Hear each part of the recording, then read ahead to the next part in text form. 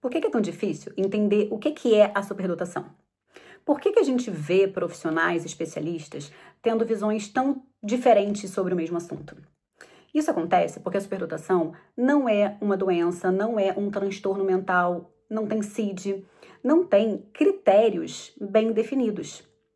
No Brasil, ainda tem muitos profissionais que se dizem especialistas propagando teorias que já foram refutadas pela neurociência. Eu, Fernanda, psiquiatra, venho estudando neurodivergências já há alguns anos, inclusive superdotação, e busco me basear em estudos que falam que sim, existe um funcionamento cerebral diferente. É um cérebro mais intenso, mais veloz, mais sensível, e que é uma condição sim associada à inteligência, apesar de não ser reduzida a um QI maior do que 120 ou 130. Eu entendo a confusão que muita gente faz, principalmente quando vai buscar informações, porque você vai ver profissionais falando realmente informações que são conflitantes.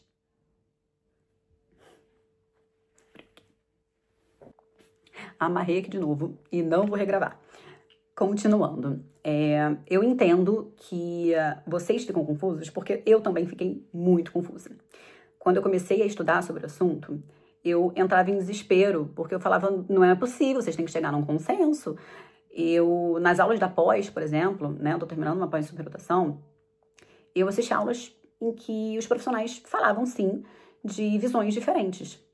O que eu tento fazer? Eu tento entender qual é a visão daquela teoria, entender o que aquela teoria diz. Claro que entender se ela tem alguma comprovação ou não, e se ela tem alguma utilidade ou não.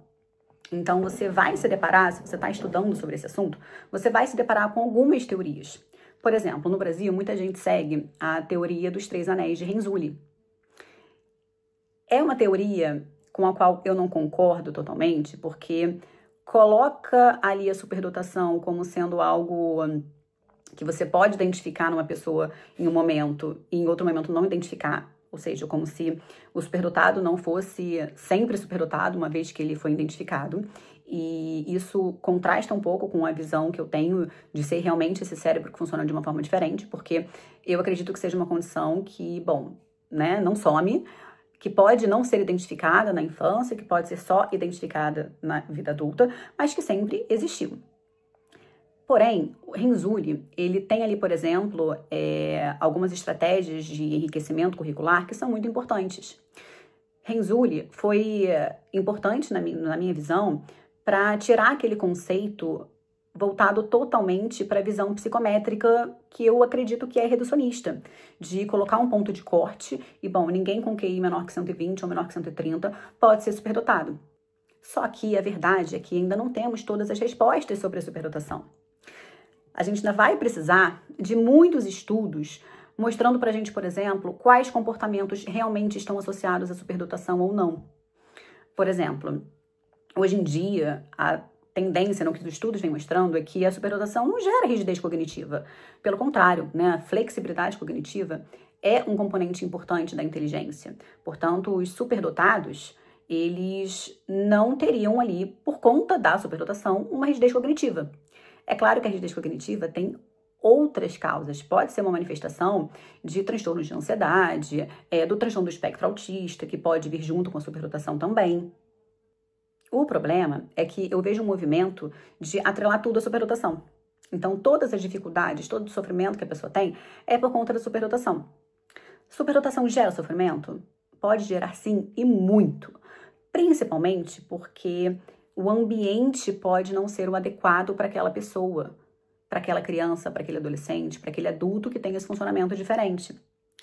O fato de você ter um raciocínio mais rápido, de você fazer associações, de identificar padrões com muita facilidade, pode gerar algumas dificuldades, porque a maioria das pessoas talvez não acompanhe esse ritmo. Por exemplo, em relação à interação social, eu acredito que o superdotado não tenha uma dificuldade cognitiva na interação social. Pelo contrário, o superdotado, ele faz uma leitura muito boa do ambiente, ele consegue perceber a comunicação não verbal, ele consegue perceber as entrelinhas, inclusive o que a maioria das pessoas não percebe, de uma forma muito intensa. Então, isso deveria mostrar pra gente que, bom, o superdotado, na verdade, ele tem uma facilidade nessa questão social. A questão é que o superdotado é muito também movido pelo interesse.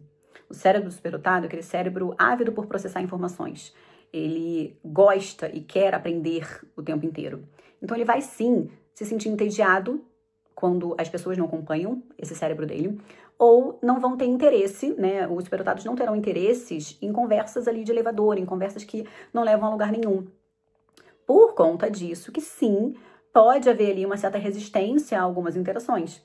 Mas quando o superdotado encontra ali o seu grupo, quando ele tá numa conversa, num papo que é interessante, muito provavelmente ele não vai ter dificuldade, a não ser que haja também alguma outra questão associada. Outra questão que eu quero deixar claro é que o superdotado é um ser humano, né? É uma pessoa. E vai ter características da própria personalidade. Ele vai ter características por conta da criação, da educação, por conta de tudo que ele viveu.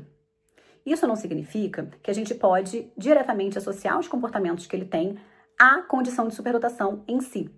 O mais importante é entendermos que não temos todas as respostas.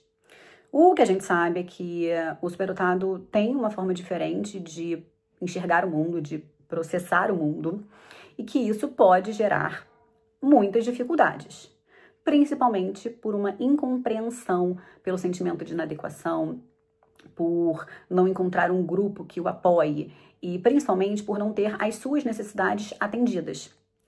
Superdotação também também gera questões positivas, também reflete uma facilidade no aprendizado. O superdotado que entende a sua condição, que trabalha questões socioemocionais, dificuldades que podem vir acompanhadas dessa condição, ele sim consegue se desenvolver muito bem. Ele tem uma chance sim de ser muito bem sucedido na carreira dele, quando bem orientado, quando bem direcionado.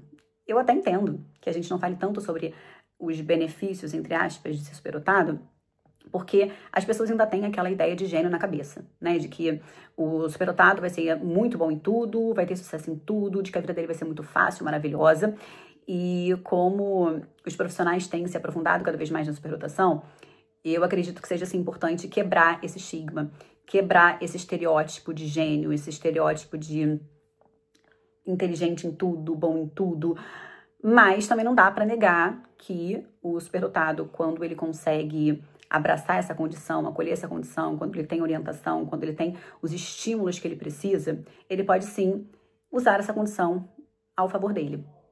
Também sou contra a visão de algumas pessoas de criar um exército de superdotados ou de identificar superdotados para o bem da sociedade, como se todo superdotado precisasse descobrir soluções, curas para doenças, ou se ele tivesse uma obrigação, um dever de... Não sei se vocês entenderam o meu raciocínio. Eu quero que o superdotado, quando de fato existe essa condição, entenda sobre ele. Eu quero promover esse autoconhecimento para que ele consiga atingir o que ele quer atingir. Porque o que eu vejo em superdotados que não sabem sobre essa condição é um distanciamento muito grande entre o potencial que essa pessoa tem e o resultado que ela apresenta. Longe de mim querer que essa pessoa use, então, isso a serviço da sociedade, tá? Eu também não concordo com essa visão. Eu quero que a pessoa entenda o seu funcionamento e que ela consiga, de fato, alcançar o potencial que ela tem da forma que ela bem entender, da forma que ela quiser. Bom, acabei misturando alguns assuntos aqui.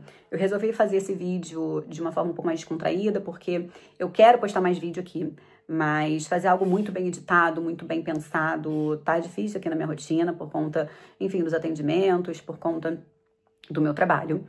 E aí eu quero saber de você, se você gostou desse tipo de vídeo, se você tem alguma dúvida específica sobre a superdotação. Eu vou tentar depois falar também sobre um pouco mais sobre dupla excepcionalidade, sobre superdotação com TDAH, sobre superdotação com autismo. Me conta aqui se você tem interesse nisso.